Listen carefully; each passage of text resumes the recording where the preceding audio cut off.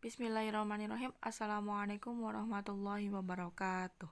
Selamat pagi anak-anak. Hari ini kita akan belajar IPS materi tentang lingkungan buatan. Sebelum kita melakukan pembelajaran, marilah kita berdoa terlebih dahulu. Berdoa, mulai.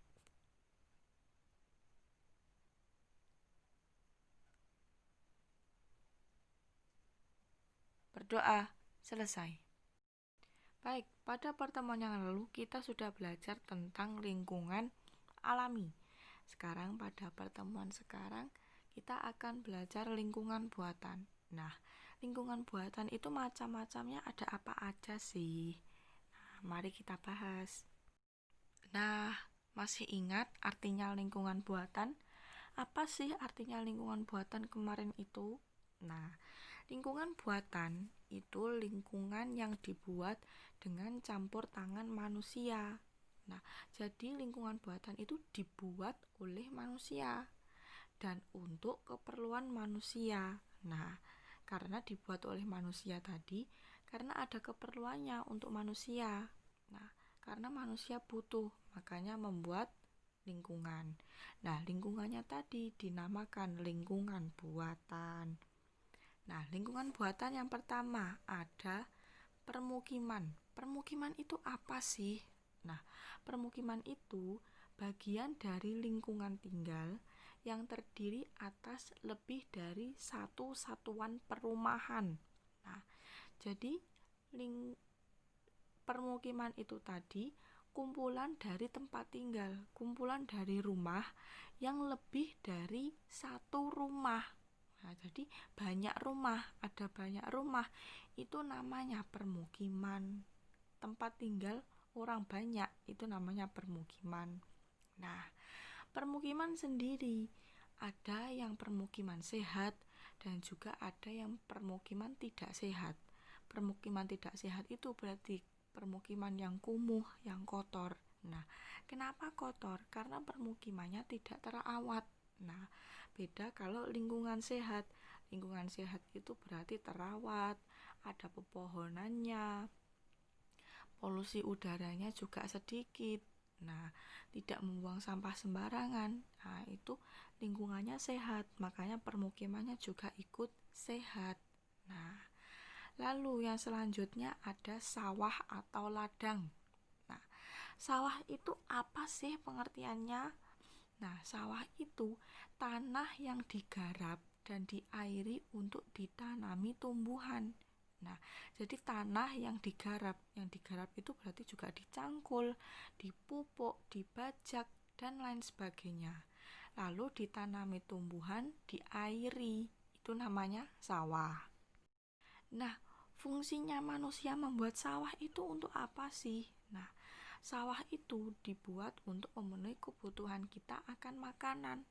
Nah, bayangkan kalau kita tidak bisa memakan nasi. Nah, kita mendapat nasi dari beras, beras dari padi, padi juga dari sawah. Nah, jadi harus tetap ada sawah. Nah, selanjutnya dalam dunia pertanian ada istilah sistem mina padi. Nah, sistem mina padi itu gimana sih? Sistem mina padi itu cara bertani dengan menggabungkan sawah dan budidaya ikan pada lahan yang sama. Jadi,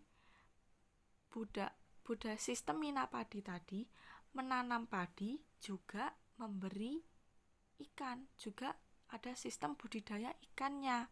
Nah, bagaimana sih sistemnya mina padi tadi? Nah, sistem mina padi itu sendiri, sawah harus sudah ditanami padi. Padi sekitar umur 30 hari baru ikan-ikan tadi dimasukkan. Nah, jadi dapat memanen padi dan juga ikan. Nah, karena apa? Ikannya selain bisa menutupi kekurangan panen padi, juga dapat dikonsumsi sendiri, seperti itu. Nah, sekarang pertanyaannya gini, Bu Naim, apakah nanti tidak akan rugi jika menggunakan sistem mina padi? Nah, jawabannya tidak. karena sistem Minapadi tadi dapat meningkatkan pendapatan petani. Semisal padi yang sudah ada sistem Minapadinya, ada budidaya ikannya, itu dapat membantu ketika panen. Terlebih lagi, tingkat hasil panennya meningkat tadi. Lalu tingkat kesuburan. Nah, padi akan menjadi subur karena ada ikan tadi. Selain ada cacing untuk menyuburkan tanaman padi, juga ada ikan tadi untuk menyuburkan padi. Lalu, dengan adanya ikan tadi sudah mengurangi hama padi. Nah, hama padi itu ada apa aja sih? Seperti belalang, seperti keong, dan lain sebagainya.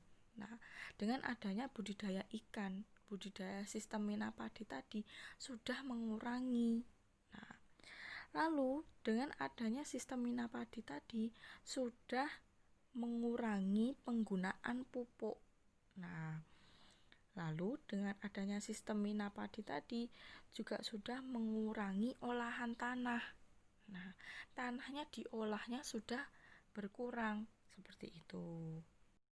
Baik, yang selanjutnya ada taman. Taman itu ada apa aja sih? Taman itu apa sih? Nah, taman itu sebidang tanah yang ditanami berbagai macam tumbuhan dan diberikan fasilitas tambahan yang bermanfaat bagi manusia. Nah, jadi taman itu tanah yang ditanam berbagai macam tumbuhan. Nah, jadi ada berbagai macam tumbuhan itu sudah bisa dikatakan taman. Lalu diberikan fasilitas tambahan. Fasilitas tambahan itu berupa apa? Bisa buat tempat bermain. Lalu kalau zaman dahulu ada telepon umum. Lalu ada dan macam-macam lain sebagainya. Itu bisa dikatakan taman.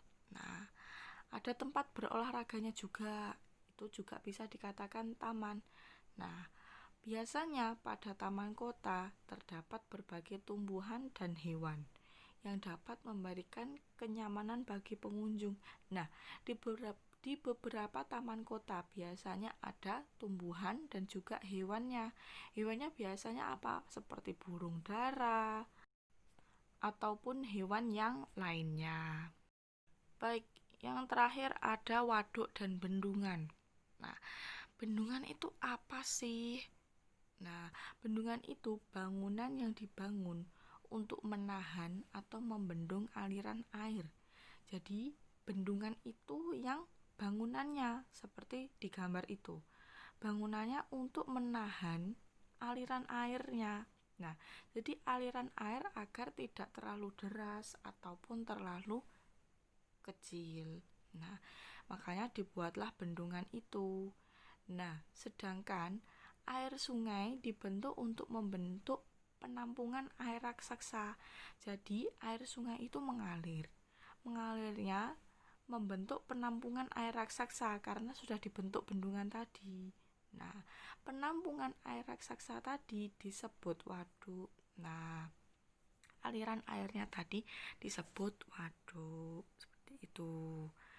Baik, cukup sekian pembelajaran kita hari ini. Semoga bermanfaat. Untuk PR, mengerjakan kuis halaman 71 sampai 72. Ada kurang lebihnya mohon maaf. Ihdinas siratal mustaqim. Wassalamualaikum warahmatullahi wabarakatuh.